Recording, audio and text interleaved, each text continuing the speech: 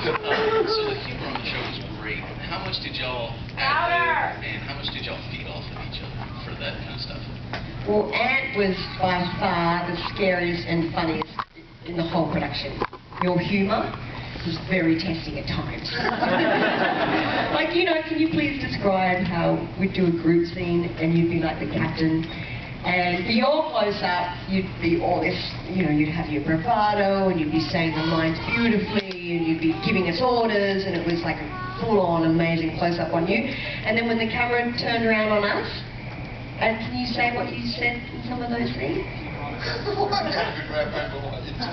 was probably very inappropriate to bring up. But you would, the camera would be behind Ant's head, so you couldn't. You'd just see maybe his shoulder or something, and he'd be giving us all orders, and we'd be standing there in a row, you know, the crew taking the orders. But instead of giving us his lines, you would just make up a whole sexual monologue. I learned on that show. I was innocent before that show. Very innocent. I just want to say that, Ed. Corrupted. I think, look, the real amazing thing about Farscape was that we did have so much latitude with the script. I mean, very, very early on, the producers and the writers started seeing that we were mucking around with the script, and not just in the silly ways where we were playing just to try and keep our energy up, but also in the way that we were trying to make the stories work. I mean, television is rushed. It's always rushed, and when you're trying to do something as ambitious as Farscape, you've got a lot of boxes that you need to tick.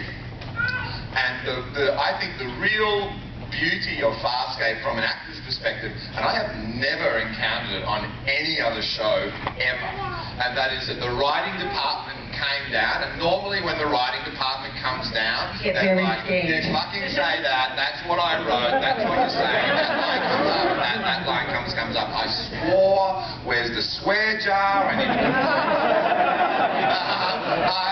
but the writers came down and went, oh, what are we going to say? We'll be changing the script. And they came down and they went, you can change every single word you like, but the only thing you have to promise us is that you always make it better.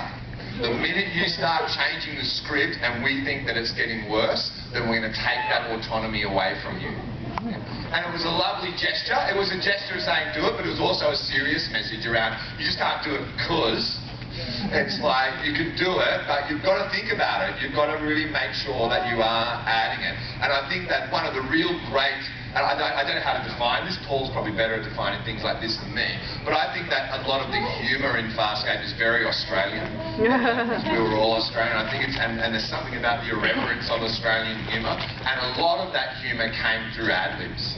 So a lot of that irreverent humour came through us jamming out things and trying to create comedy and things like that. And that for me, even though there's no Australian accent in the regular car, or Tammy McIntosh. But, you know, I was doing an American accent and then all the other things. And I've lost my point. Gianna was really hot. Even though there was... even though you didn't hear Australian accents, I can still hear a really Australian just sensibility throughout Farscape, and I think that's actually what also makes it different from shows that are shot in Los Angeles or Canada or things like that. You probably can't put your finger on it, but one of the things that I put my finger on is I look at Farscape and I go, oh, there's an Australian show.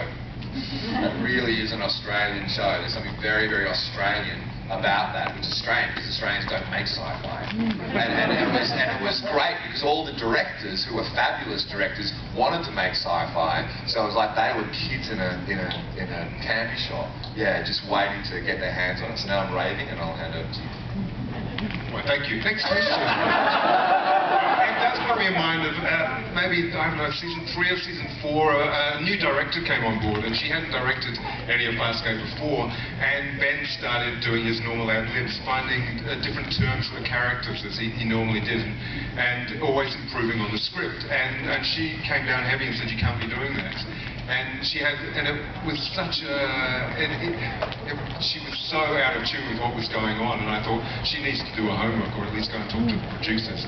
And very quickly, I think somebody talked to her and said, that's what goes on. You actually kind of workshop these moments, and it improves. So that was the culture throughout. And it was good because they gave us so much artistic license. Like there was a point where David Kemper, one of the writers and creators, said, look, we're going to bring your sister into the story, and her name's Mary. And I said, oh, look, I took the idea home and thought about it, and sort of ran it through my heart, my soul, my head, and I was trying to connect with the whole sister vibe, and I went up and I had a chat with him, and I said, look, is there any way that we could make Mary a brother? Because I'm going through some interesting moments in my life with my own brother, and I think that it would be really good to involve that. My poor brother. I've used him purposely.